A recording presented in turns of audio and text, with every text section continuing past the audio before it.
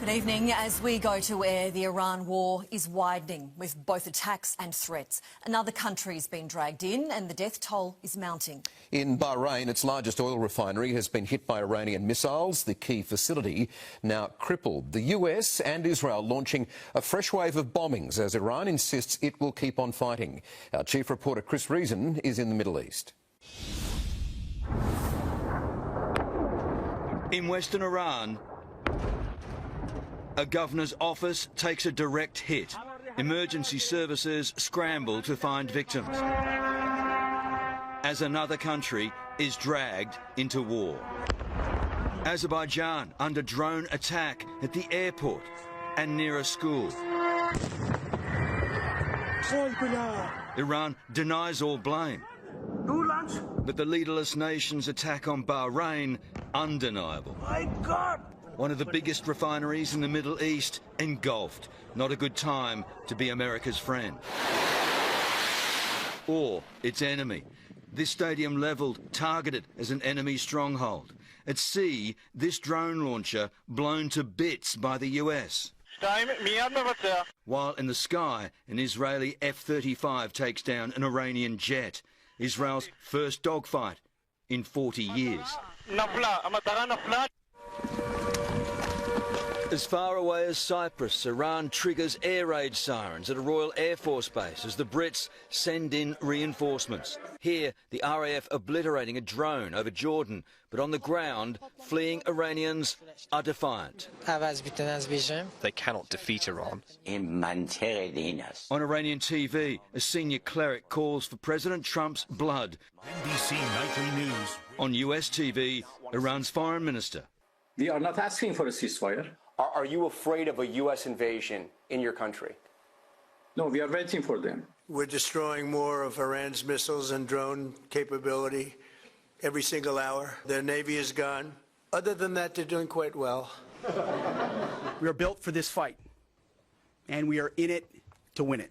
The Americans convinced Iran is running out of firepower. With the stocks of Iranian ballistic missiles now diminished, so too are the chances of anything like this happening again.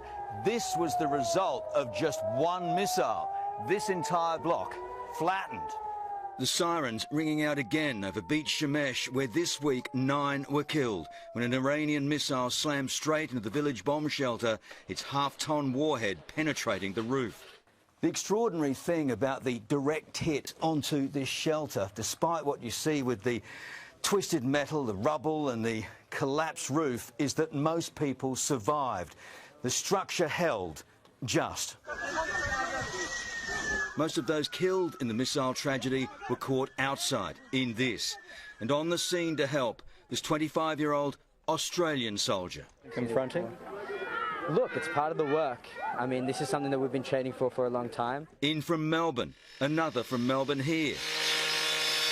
The pair signing up for war. We can't reveal their names, but their motive. With everything that happened in Bondi, it gave me more motivation to be here, and I think it's even more important now for an Australian representative to be out here. And I have the fitness, I have the ability, and I really believe that anyone who can should. 2 Australians in a growing global conflict. The Netherlands, Italy and Spain joining Britain and France in sending warships. Multinational mission creep.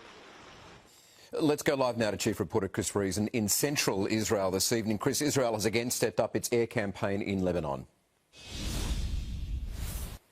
Michael, Lebanese authorities are reporting that a staggering 420,000 people are now on the move, forced to evacuate their homes and head to the safety of the north as Israeli jets continue to pound that area, all through from the south up through to the capital city Beirut. And again, reports this morning of a massive air campaign that's continuing there. 70 people killed so far as the Israelis try and search out Hezbollah. Lebanese complaining they're only being given an hour by the Israelis to pack their bags and get out of that area. Now reports we've got Hezbollah doing the same thing to the Israelis. Anyone that lives within 5 kilometres of the border is being told to pack their bags and get out now.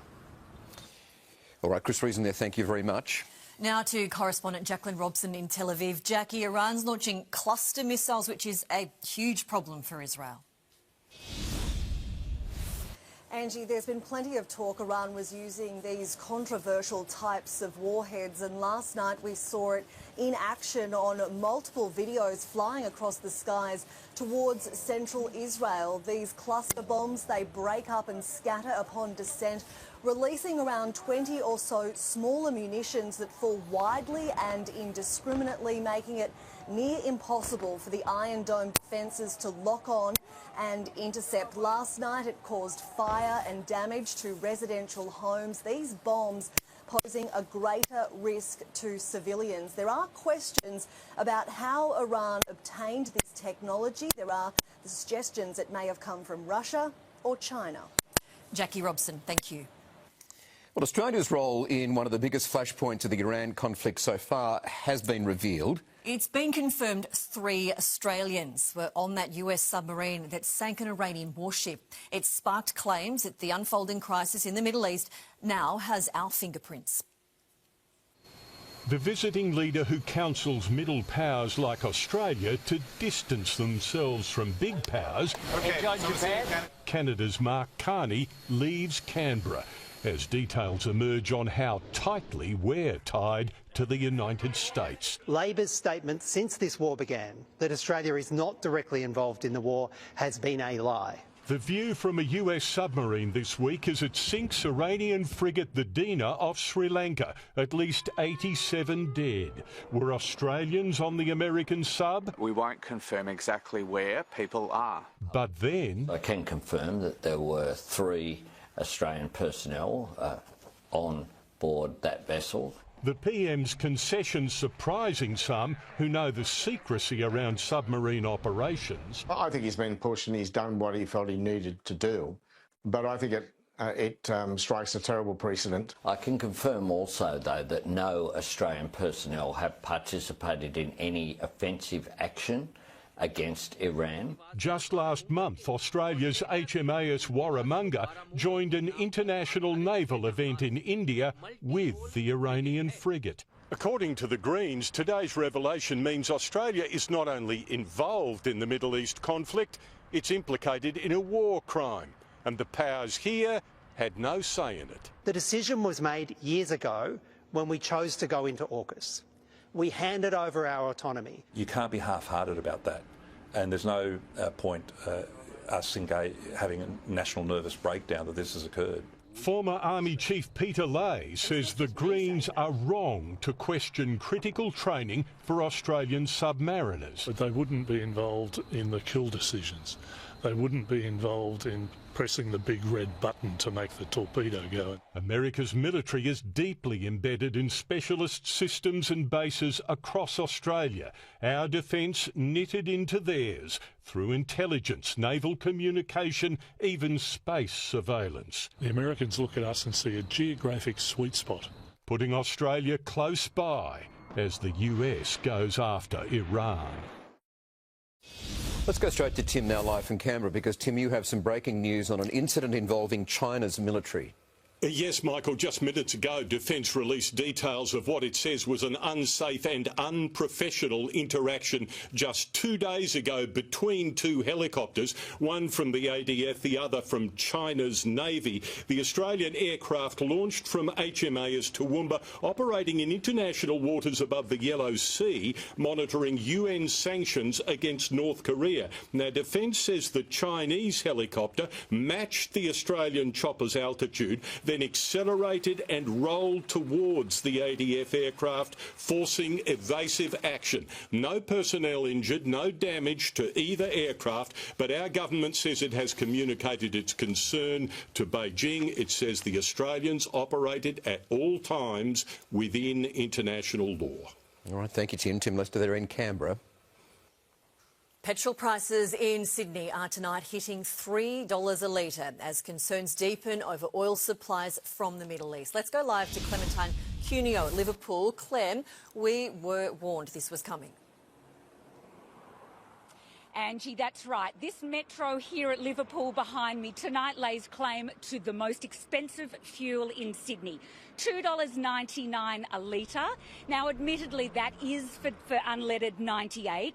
But we were told the flow-on effect of the war shouldn't be felt here for well over a week. It's been 6 days since the conflict began.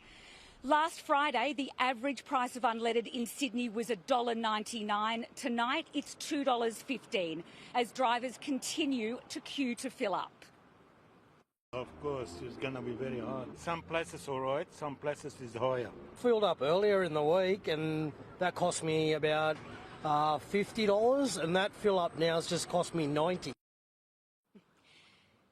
And Angie, the NRMA tells us that prices will continue to edge up next week as the war in the Middle East drags on.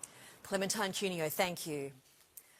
As more planes arrive from the war zone carrying relieved Aussies, there are questions tonight as to why most are just half full. Hundreds were happy to be back on home soil this morning, returning to Sydney after being caught up in the chaos in Abu Dhabi. At Sydney Airport, back in the arms of loved ones. Etihad Flight 450, the first here from Abu Dhabi since the war triggered travel chaos. This is the most happy I've ever been coming home. We had about 20 minutes notice, just get everything together, throw it in our bags. It was quite nerve-wracking, but managed to get out, thankfully. Leaving behind the capital of the UAE. 20-30 minutes ago, there was an explosion, heard two big bangs. This is my home, so I'm happy to be home on home soil. I've heard from back there it's all kicking off again, so I think we got out in good time. On Lou's phone, the alerts she's been getting for missile threats, to seek shelter, stay away from windows. A mix of travellers and expats on this flight, but not very many. It wasn't even half full, I don't reckon. Despite potentially thousands of Australians being stranded. It was pretty disgusting because there are a lot of people waiting to get out. If the Australian government was working with the airline, that flight was only a third full. They could have got a lot of people on that. A repatriation flight from Dubai to Melbourne landing this morning, also far from full. That is really disappointing. We are seeking to work even more closely with the airlines to try and coordinate that. We want every seat filled. In the Gulf, the region's airlines are now cautiously starting to put on more flights, but use of the airspace is still restricted. The disruptions affecting outbound travel for those booked to Europe. If you are travelling in the next 3 days, you will be entitled to a full refund from the airline or a rebooking. It's absolutely critical that you do not cancel your airline ticket until the airline advises you that they cannot complete that service. Last night, Emirates' second repatriation flight from Dubai to Sydney brought tears, relief, the tightest hugs for those back home, back safe. And tonight, 4 more Emirates flights from Dubai are in the air, heading for Perth, Melbourne and Sydney, touching down in the coming hours. Paul Kadak, 7 News. When it comes to stopping Iran's deadly missiles, it does not come cheap. In fact, it costs 100 times more to bring one down than what Tehran pays to make them. But help for the US and Israel could come from a wartime leader with plenty of expertise. Here's foreign editor Hugh Whitfeld. By most standards, Iran's Shahed drones are rudimentary, relatively small, most powered by a 550cc motorbike engine, some with wooden propellers. The warhead in the nose of the drone packed with explosives. As we've seen in this war, they are effective and can be deadly. Cheap to make too, at around $40,000 a pop. But the US and the Gulf states are spending much more to take them down, targeting the Shaheds with PAC-3 missiles, part of the Patriot weapon system, each worth at least $5 million. So who to turn to for advice? Ukraine, which for years has been taking down Russian Shaheds imported from Iran and sent on deadly missions into Ukraine. After years of asking Washington for help, Volodymyr Zelensky is now being asked for advice himself. Kyiv developed interceptor drones to take down the Shaheds. The Ukrainian president says he's willing to help out America as long as his own country's defences aren't weakened.